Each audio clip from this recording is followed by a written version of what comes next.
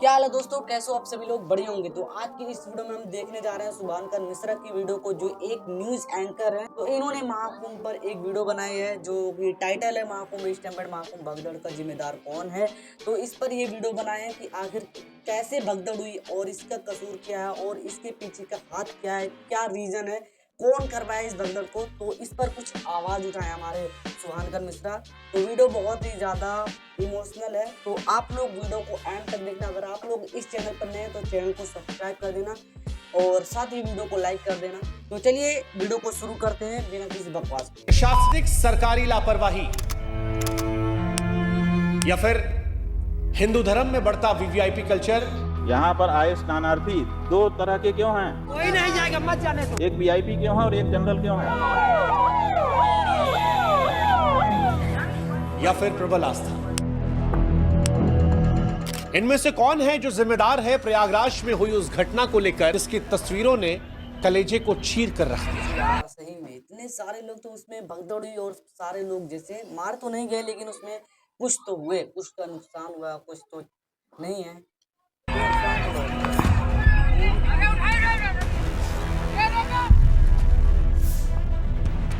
यहां पर स्ट्रेचर पर परिजन ने लाश का हाथ नहीं छोड़ा है, क्योंकि उसे डर था कि शव कहीं खो ना जाए। इस महिला की तस्वीर को देखिए, जिसने अपने मृत परिजन को सांस देकर जिंदा करने का एक असफल प्रयास किया है।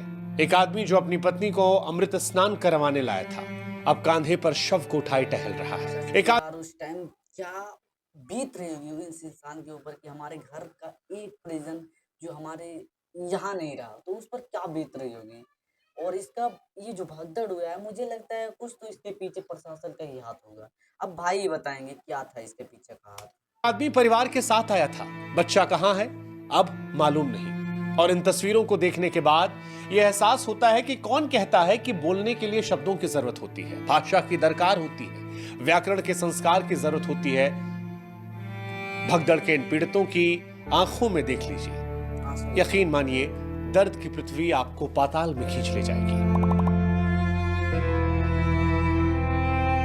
यकीन मानिए इस देश में आम आदमी की मौत सिर्फ एक नंबर है। सरकार किसी की भी हो, कई बार ऐसा लगता है कि जनता की जान की कोई कीमत नहीं है। मरने वाले बेनाम गुमनाम रहते हैं। वरना आप खुद सोचिए कि महाकुंभ में भगदड़ मचती है, ये पता है। भगदड़ मची और देखो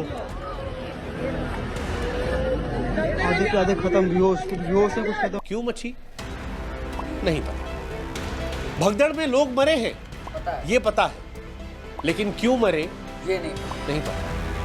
भगदड़ में लोग घायल हुए हैं पता है, गलती किसकी थी ये नहीं पता। भीड़ के दबाव में रेलिंग टूटी ये पता है, क्यों टूटी नहीं पता। घाट खाली करने की अपील हुई ये पता है, घाट खाली क्यों नहीं हुए नहीं पता। भगदड़ को रोकने की जिम्मेदारी पुलिस की थी, भगदड़ के दौरान पुलिस कहां थी नहीं पता। हाँ यार, कुछ है, प्रशासन का हाई हाथ है, कुछ तो लगता है। अब वीडियो में बता रहे हैं तो कुछ तो समझ में आ रहा होगा कि यार किसका गलती है। थोड़ा थोड़ा आप लोग समझ में आ रहा होगा कि यार प्रशासन की गलती या फिर वहां जो गए थे उस मेले में उन लोगों की गलती है। मौतों का जिम्मेदार कौन है नहीं पता, इन मौतों का कसूरवार कौन है नहीं पता, इन मौतों का गुनहगार कौन है नहीं पता। सवाल कई सारे हैं कि क्या ये मौत प्रशासनिक लापरवाही से हुई है, वीवीआईपी कल्चर को बढ़ावा देने से हुई है, या प्रबल आस्था इसके पीछे जिम्मेदार है। आज इन तीनों वजहों में जवाब तलाशते हैं। सबसे पहले बात कर लेते हैं वीवीआईपी कल्चर की। हमारे देश में जितने वीवीआईपी हैं उससे कम तो कई देशों की जनसंख्या है। यूं समझ लीजिए कि हमारे देश में वीआईपी होना एक ऐसा रोग है जिसका कोई टीका नहीं, कोई इलाज नहीं, कोई दवाई नहीं। आप खुद सोचिए, आम लोग भीड़ में 4-4 घंटे एक जगह से खिसक नहीं पाते, घाटों तक पहुंच नहीं पा रहे, आसमान कोड़कर धरती को बिछौना बनाकर किसी तरह से पवित्र डुबकी लगा लेना चाहते हैं। लेकिन वीवीआईपीज के लिए आलीशान टेंट है, अलग रास्ते हैं, अलग से घाट है, अलग व्यवस्थाएं हैं, जहां रहते हैं वहां पर ऐसे मतलब कि आम आदमी जो वहां पर गए उन लोग के लिए कुछ नहीं है। और जो प्रशासनिक जो वहां पर कार्य करते हैं अधिकारी वगैरह, उन सभी के लिए सब कुछ सुरक्षा जो है उपलब्ध है, वही कह रहे हैं। भव्य दिव्य जीवन को आनंदित कर देने वाली तस्वीरें हैं कि लगता है मालदीव छोड़कर बस अब संगम पर ही लग्जरी मोक्ष मिल जाएगा। वीआईपी कल्चर आज का नहीं है। 1986 में भी कुंभ मेले में भगदड़ मची थी, 200 लोगों की जाने गई थी। कहा जाता है कि ये हालात उस वक्त तब पैदा हुए थे जब उस वक्त के उत्तर प्रदेश के मुख्यमंत्री वीर बहादुर सिंह कई राज्यों के मुख्यमंत्रियों सांसदों के साथ हरिद्वार पहुंचे थे। सुरक्षा कर्मियों ने आम लोगों को नदी किनारे जाने से रोका। उस वक्त भगदड़ मच गई थी, भीड़ बेकाबू हुई, लोगों की मौत हो गई। कहा जाता है 1954 में वीआईपी हाथियों पर बैठकर शाही स्नान करने आए थे। उस टाइम का क्या मंजर रहा होगा यार। उस टाइम बहुत ही गरीबी थी हमारे देश में, और उस टाइम के मुकाबले आज का टाइम आज बहुत ही ज्यादा आगे हैं हम लोग, लेकिन फिर भी इतने लोग की भी जान चली गई, फिर भी और भगदड़ हुई। इतना पढ़ने लिखने के बाद जैसे यहाँ का अधिकारी और प्रशासन होने के बावजूद भी, पहले तो होता था, लेकिन आज के ज़माने में किसी चीज़ की कमी, ना तो अधिकारी, ना तो पुलिस, ना किसी चीज़ की जो जैसे कमी है, फिर भी हो गया ये चीज़। इस बार वीआईपी एसयूवी गाड़ी में आ रहे हैं। क्या कुछ हो रहा है वो हम सब देख रहे हैं। इस भगदड़ में जो मौत हुई है वो लोगों के परिजनों की सिर्फ मौत नहीं है, बल्कि एक मुल्क के तौर पर वीआईपी कल्चर को बढ़ाने वाली चेतना की भी मौत है। सवाल है, वीआईपी कल्चर कब तक धर्म में रहेगा? भगवान की नजर में दो तरह के बच्चे क्यों रहेंगे? एक जो अमीर हो गया उसके लिए अलग व्यवस्था, जो गरीब हो गया उसके लिए अलग व्यवस्था। हम बैठे के देखें, वो वीआईपी है, मैं तो जनरल हूँ।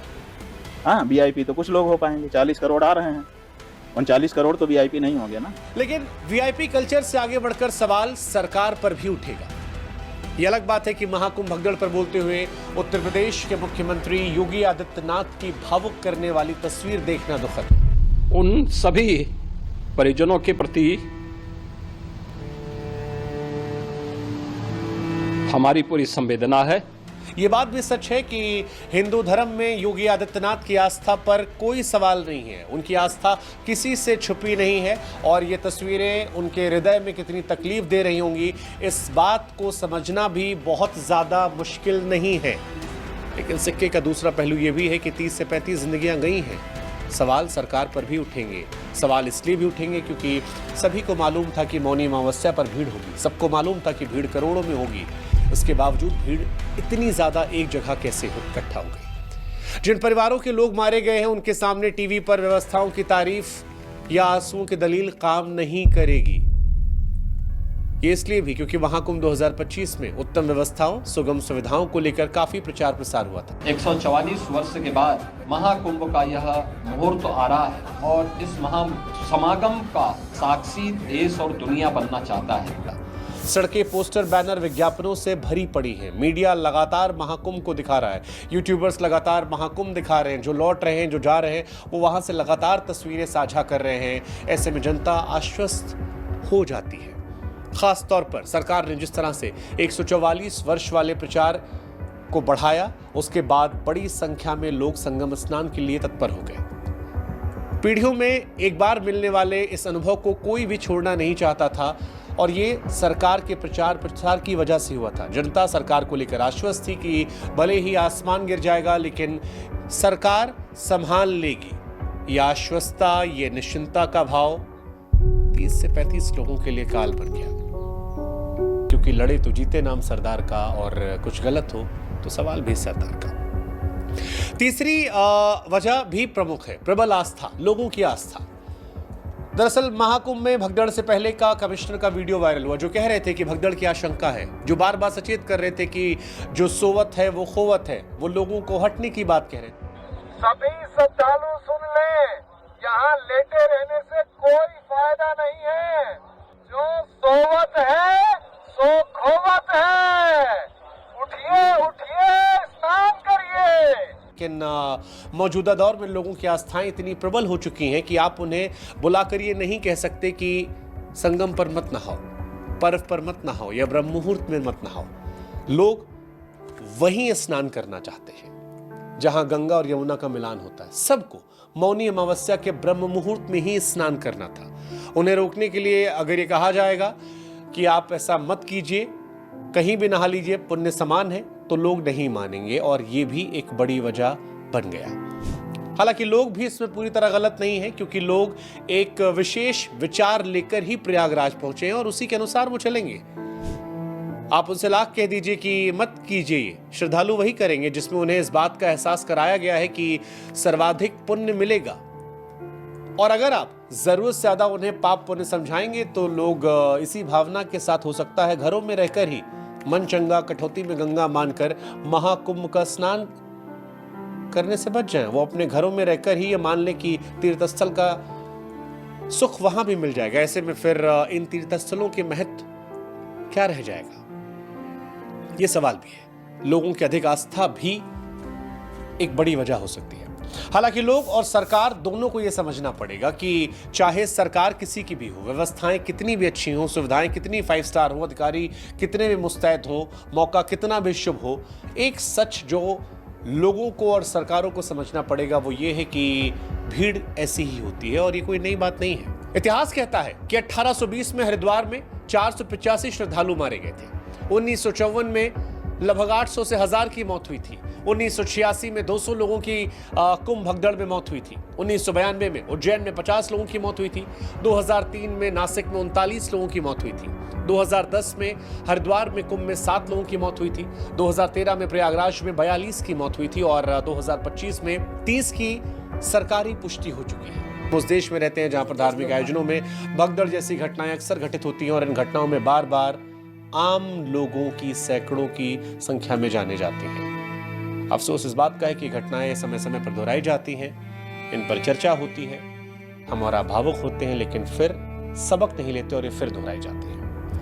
हाँ, लोगों को यह समझना पड़ेगा कि जब वो श्रद्धालु बनकर गए हैं तो पुलिस प्रशासन श्रद्धालुओं पर सख्ती नहीं कर सकती है, क्योंकि ऐसा करना उनकी आस्था के साथ अन्याय भी होगा, साथ ही ये भी भगदड़ की वजह बन सकती है। ऐसे में लोगों को भी जिम्मेदारियों का निर्वहन समझना पड़ेगा, प्रशासन को भरपूर सहयोग देना पड़ेगा, सरकारों की बातों को सुनना पड़ेगा जिसमें कहा जा रहा है बार बार कि जल्दी स्नान कीजिए, भीड़ बहुत ज़्यादा है, एक जगह पर इकट्ठा मत होइए। हमें आपको ये बात समझनी पड़ेगी उन्हें जो अब वहाँ जाने वाले हैं। साथ ही सरकारों को इस बात का एहसास रखना पड़ेगा कि व्यवस्थाओं का विकास इस भीड़ को ध्यान में रखकर किया जाए। धार्मिक उत्सवों या धर्मस्थलों का प्रचार प्रसार ध्यान में रखकर किया जाए, क्योंकि भारत आस्था और अध्यात्म का देश है जिसकी आबादी 150 करोड़ है। सरकारें व्यवस्थाएं उसी अनुरूप करें और तब उसका प्रचार प्रसार करें। जितनी बड़ी संख्या में लोगों को आमंत्रित करें, उससे पहले यह सुनिश्चित करें कि उतनी व्यवस्थाएं उनके पास हैं, उस स्तर पे जागरूकता वो कर रहे हैं। उम्मीद करते हैं कि सरकार और लोग इन बातों का ध्यान रखेंगे और जब भविष्य में और लोग महाकुंभ में स्नान करने जाएंगे। हाँ यार सही, ये बात भाई जो कहे वीडियो में कि अगर उस पर जो ये हुए हैं, जैसे भगदड़ हुई है, ये प्रशासन भी कुछ है और लोगों का भी, यानी दोनों ओर से गलती बताए हैं। अब ये समझने वाला तो समझ ही जाएगा, आप लोग अगर समझदार हो तो समझ ही जाएंगे। बाकी आज की इस वीडियो में बस इतना ही, और अगर आप लोग हमारे चैनल पर नए हो तो इस वीडियो को लाइक कर देना, क्योंकि आप लोग लाइक करेंगे तो ये वीडियो सेव हो जाएगी, फिर दोबारा भी देख सकते हैं। तो चैनल को सब्सक्राइब भी कर देना, अगर अभी तक चैनल को सब्सक्राइब नहीं किया तो चैनल को सब्सक्राइब कर देना। तो मिलते हैं अगली ऐसी ही वीडियो में, और इस टॉपिक पर वीडियो आएगी, तो मिलते हैं अगली ऐसी वीडियो में, तब तक के लिए।